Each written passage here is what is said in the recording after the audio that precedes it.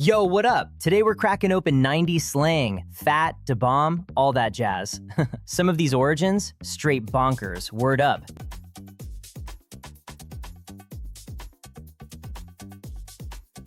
All right, peep this.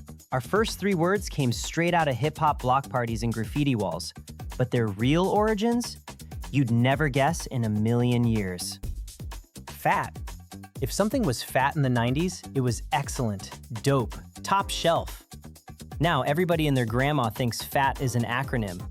Pretty hot and tempting, or pretty hips and thighs, or my personal favorite, plenty of hips and thighs. Yeah, no. Wrong. Fat is just a stylized spelling of fat, and fat meant cool or wealthy in jazz slang going all the way back to the 1940s. Hip-hop just put a PH on it in the 80s to make it look fresh on a flyer. The acronyms?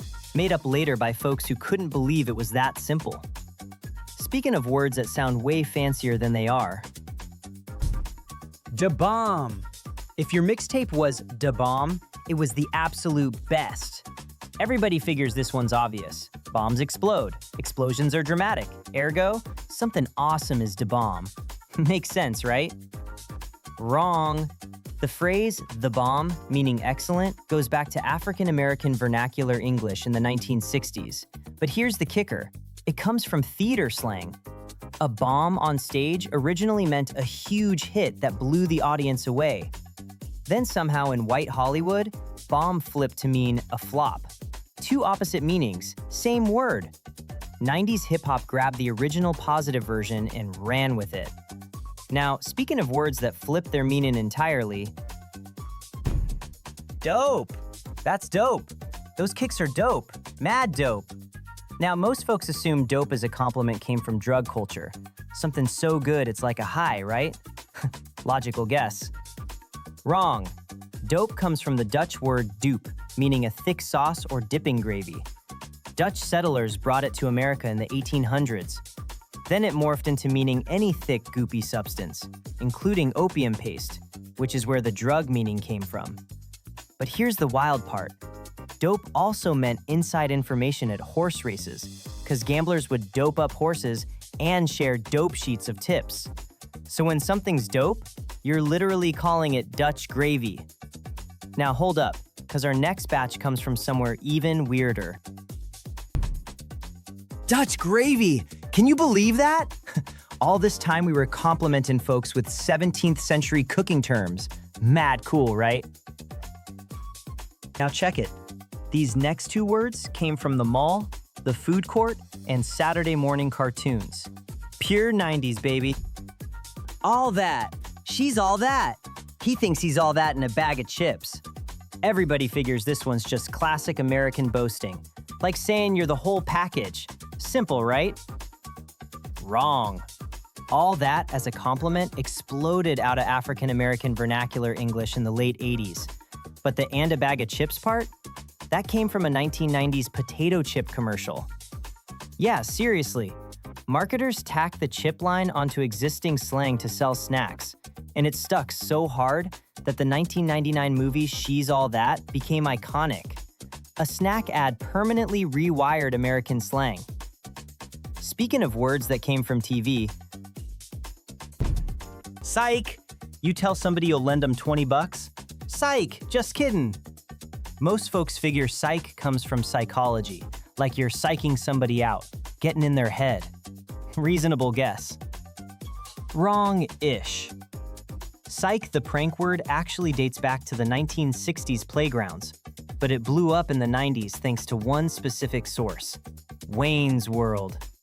Mike Myers and Dana Carvey shouting "not" and "psych" on SNL turned schoolyard slang into a nationwide catchphrase by 1992. And the deeper root? Psyche is the Greek goddess of the soul. So when you psych somebody, you're playing with their literal soul. Heavy stuff for a chip aisle prank. All right, our next two words come from the most unexpected place of all. A Greek goddess in our chip aisle pranks? Word. The 90s were borrowing from everywhere and didn't even know it. Aight, peep this. Our next two words sound brand new, totally 90s, totally fresh. But the truth? These are straight up ancient. We're talking centuries old, dressed up in neon. Chillin', just chillin' on the couch, chillin' with my homies. Chill out, man. Everybody assumes chill as slang for relax came from like hippie surfers in the 60s or 70s, right? Cold equals calm, that vibe. Close, but no wrong. Chill out, meaning calm down, was 80s hip-hop, popularized by the Sugar Hill Gang in 1979. But the word chill, meaning relaxed or aloof, that goes back to the 1600s in English. Shakespeare's contemporaries used chill to describe a cool, composed attitude. 90s slang didn't invent chillin'. It just hooked up Elizabethan English to a boombox. You're literally talking like a 17th century poet when you say, "I'm chillin'." Now hold up, this next one's got the wildest origin yet. Bling, bling, bling. Shiny chains, gold teeth, diamond watches, pure 90s flex. Everybody figures bling is one of those modern made-up words. Pure 90s hip-hop invention, right? Sounds like a sound effect. Wrong. Well, half wrong. Bling bling was coined by rapper BG of Cash Money Records in 1999. But the word bling itself? It's onomatopoeia for the sound of light glinting off jewelry. And that exact use shows up in comic books from the 1950s. Spider-Man's web shooters went bling. Cartoonists invented it to put a sound on a sparkle. Hip-hop just borrowed comic book vocabulary and made it global. Now our last word? It's gonna blow your mind.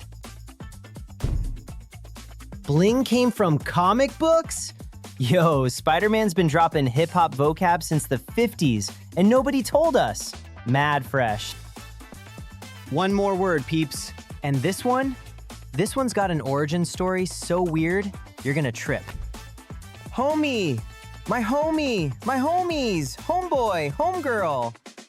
Most folks figure homie is short for homeboy, meaning somebody from your neighborhood, your home turf, right? You're not wrong, but you're missing the whole story. Wrong-ish. Homeboy as a term for somebody from your hometown does go back, but here's the kicker. It traces all the way to the early 1900s Black American South.